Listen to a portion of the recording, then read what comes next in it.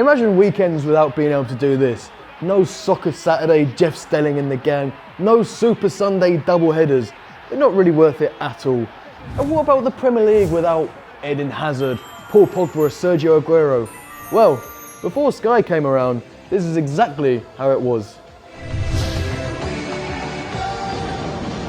In the 70s, football in England was witnessing its glory days, with the likes of Liverpool, Nottingham Forest and Aston Villa conquering the scene, dominating Europe for 6 consecutive seasons in a row.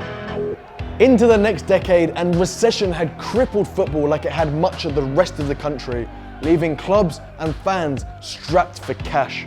Please, sir, I want some more.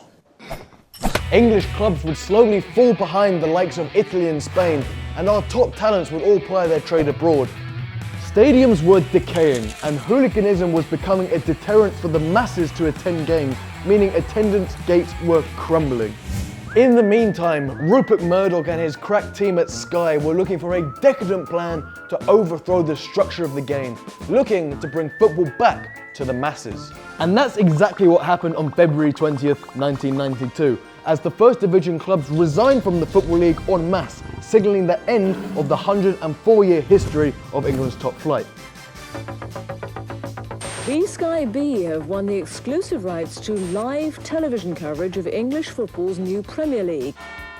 The new Premier League would have commercial independence from the Football League and FA, leaving it free to organise its own broadcast and sponsorship agreement. Oh yes! The FA Premier League, live, only on Sky. It's a whole new ballgame.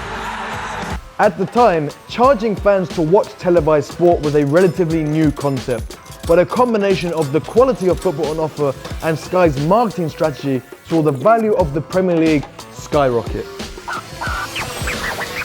The new TV rights deal was worth £191 million over 5 years, which compared to that of 1988, which was just £44 million, would allow English clubs to compete across the continent once again.